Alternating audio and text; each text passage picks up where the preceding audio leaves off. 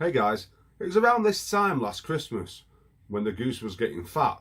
The DXRacer was going a bit flat.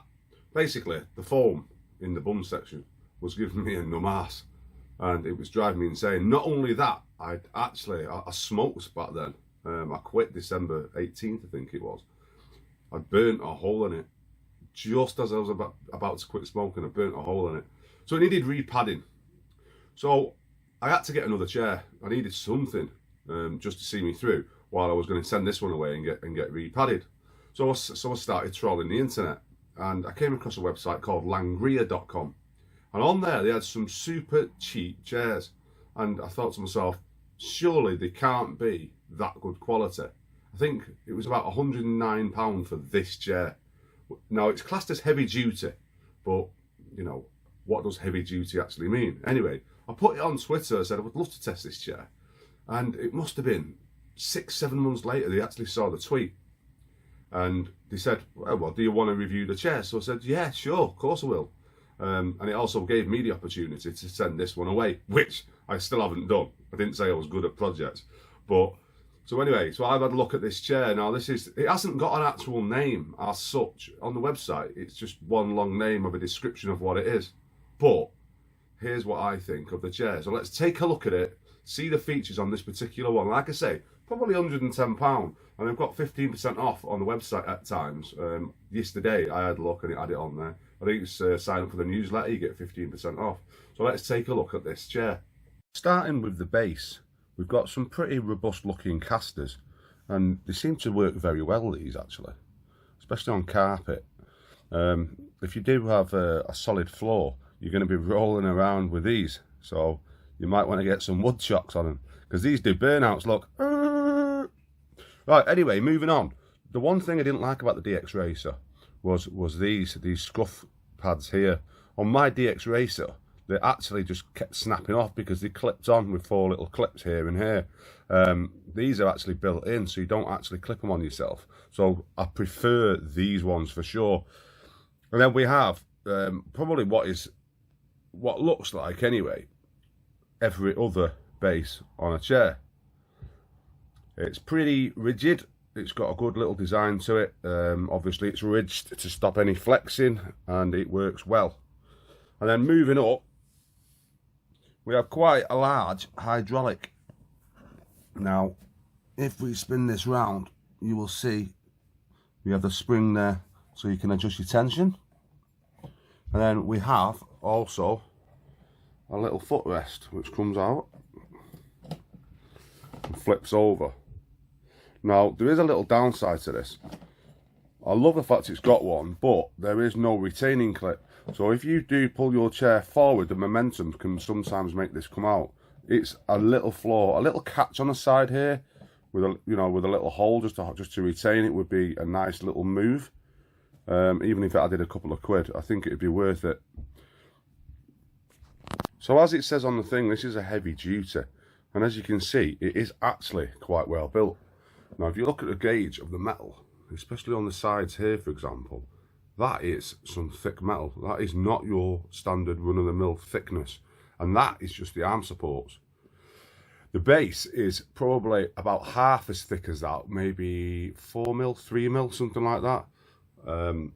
Again, it's pretty thick considering the load's quite well spread. And then we all obviously have our little adjustment arm here, which gives you your tilt. I think it does about 180 degrees tilt. So you can go sleep on it, hence a footrest. And then we've got some huge aluminium Allen keys, or steel Allen keys. So 4 for each armrest, and we have 4 actually on the base. Now, after a couple of months of using this, I noticed a bit of creaking. I've tightened all of these up, every single one of them, not only today, but I also did it about 4 weeks ago. I didn't want to over tighten it because I didn't want to break anything, so I have taken it a bit easy with exactly how tight I have actually put them. I didn't want to go overboard and break it, so as you can see, I've just moved this out of the way while we do that. So there we go. So build quality is underneath the main support is looking quite good. Now this is probably where most fail, is flexing this column, or possibly flex where it joins here. You're not going to really get that with this. I certainly haven't seen anything like that. I mean, if you look at the thickness of the gauge, of the metal, that is some proper sturdy stuff. Not like the cheap Chinese crap that you can get. So let's move on to the seat. We'll just push that out of the way. Oh, put that out of the way. Okay, the seat. It's well padded. I don't know how long it's going to last. I can't say. That is going to take time to find out. But it's every bit, if not slightly more padded than my DXRacer. The other thing you might notice is that some of the fit looks like it's not quite pull tight. Well, a little surprise for you on this.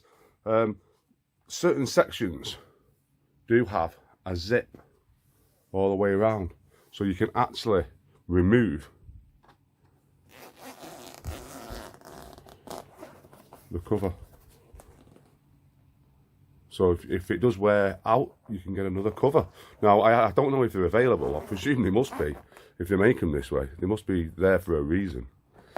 They don't have the little tags on them because they don't want them to make a noise. So they do just have this without the little pull tag on them. They're not supposed to be very visible. So I totally understand the reason for that, actually. And then on the sides, we just have a plastic cover. These are possibly the trickiest bit to get on. I haven't even lined the other one up. In fact, if you have a look, I did try fixing that, but it seems to have come undone again. I didn't really think these were very well designed. They don't go together very well. Probably don't fit very well either. The handle, really sturdy, great for, you know, the spring mechanism in the chair. So really happy with them. And on the arms, we have like very similar, very much copied off the DXRacer. I'd say, I don't know about copied, it might be a strong word. It might be an industry standard thing, but a very supportive foam, but that won't dig into your arms. And then of course we have our little adjusters, so we can lift and lower these as well. I keep them all the way down. Now, it's surprising how tall this chair can go. This chair will go several inches, as far as I'm concerned, higher than the DXRacer.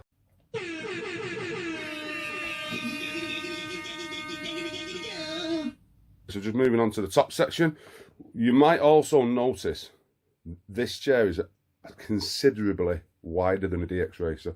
It is slightly wider for the wider person. Now, I don't like chairs where it digs in my side, especially, you know, these lumbar, well, not lumbar support, what are they called? Just side skirts. I don't like when they dig in me, and I found that on the DXRacer, if you needed to shift around after a few hours gaming, it got in your way and it would dig into your side. This one doesn't actually do that. And we have a couple of vents at the top just to give it that gamer feel. And then we do have a cushion. Now, there is a lumbar support that goes with this as well. There's a lumbar support that goes down here. I haven't got that attached. We'll grab it. They basically do just clip on. They do just clip on, clip together very, very simply. And that would obviously sit somewhere around about here. But I don't use that. Just moving on to the top, we have this also quite nice little pillow. I do use this one. Just simply clipped around there at the back. As you can see, it's a plain backed. But all in all, it is an absolute belting chair. I can't believe that the build quality of this is actually on par with a DXRacer, if not probably slightly better, because you've got slightly more materials because it's wider.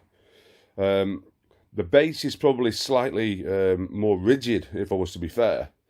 The arms, I'd possibly like these to be a little bit softer. I didn't like the DXRacer ones. If you look at the DXRacer ones, they're slightly less firm than the Langria ones, but I still find them ones to be a little bit firm. So if it would be possible to make maybe twice as soft as this, maybe 2-3 times softer, that would definitely be a big plus for me.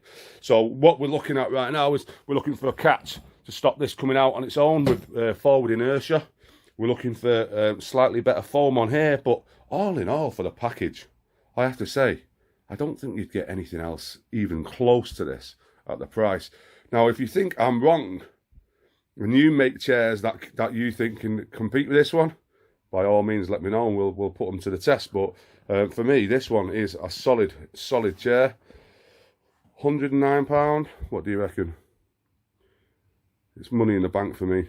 I would buy these all day long. So here's your view of the chair in full, fully reclined.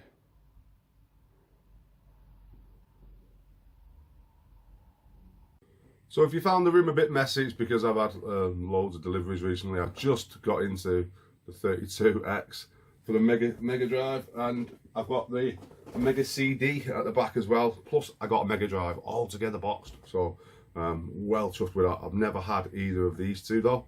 Right, anyway, that is it. The Langria, what do I think? Amazing. Honest to God, amazing. If you can get a chair for 110 quid that A, doesn't hug the crap out of you, gives you a little bit of freedom.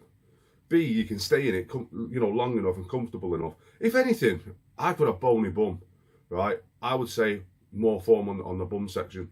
That I will say that all day long because you know, I've had rocker chairs and stuff like that, and I could fall asleep in them and wake up feeling refreshed. I don't think you could do it on this style chair, mainly because they just don't put enough padding in the bum section for me.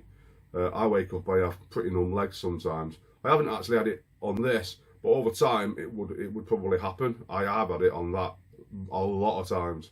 DXRacer. When you think the price difference is something, you know, in the region of €200–300 euros between the two, there's just no comparison. I mean, you could take this chair right now. I'll tell you this: you could take this chair right now, get it sent away. 75 quid, you could have brand new thick memory foam put in the and they'll reproduce the actual pattern on this as well.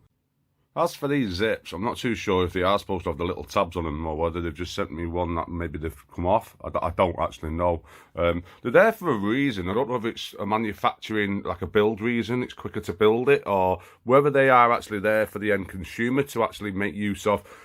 One thing I will say is this though, as the front of this is actually unbranded, I don't know whether you could get this off and like have your logo put either on here on the headrest, but what a simpler solution realistically would be to unstitch this, the actual pillow, which actually look, it's got a zip on that as well, so you can actually take the pillow cover off, get somebody to professionally stitch your team logo, your game, your website. You know, if you're an expo guy like Nav, you could use this, you know, and you can have your company branding put on there, and they wouldn't even need to touch it. They could just literally take the pillow out, or if you got soft even over time, you can just put a new pillow in there. I mean, that's great. So you can have your name, you know, on there on your own chair. That is cool. That I do like. So all I'm going to say is basically maybe try one. I mean, it's not a massive amount of money to throw out. Langria, I love your product. If we can get a catch on that front footstool, if we get a catch on that, brilliant. That would be a bonus. It's not necessary, I suppose. Do you really fly forward? Well, it does come out on me. You know, I'm on carpet. It's the fact that the carpet stops it so fast that it just carries on. It travels. No big deal though. But the main thing for me is, if you're making these yourself, why not make them custom? Why not make them so that you can actually decide what kind of foam, what thickness foam, you know, whether it be memory foam or something, you know, like car seat style foam, stuff that can last 15 years. That would be of interest to me, even at a cost, even at a reasonably high cost. That for me would be everything. That would complete this chair. That, and you've got to give it a name. You've got to give it a proper name. I'd say sleeper, and I wouldn't say sleeper because you can sleep on it. I'd say sleeper because it's probably the best chair at the price point that it's at right now. And that for me is the truth. This is now my gaming chair. Will I ever go back to that one? There's a possibility. If I get the bottom repadded, there's a possibility I'll use that one as well. But I don't think I'd stop using this one. Might buy a few more in different colours. I'd have to get a bigger room. I'd have to get a bigger room or chuck stuff out of it. Alrighty, this has been one of them videos I love, showing you stuff that you can get cheaper that's out there. So Check it out, and I hope you've enjoyed the video. Thumbs up if obviously it helps. Subscribe if you're nuts. And have a great Christmas. Yeah, get that shopping done, and spend some time with those loved ones if you've got any. All right, cheers guys, latest.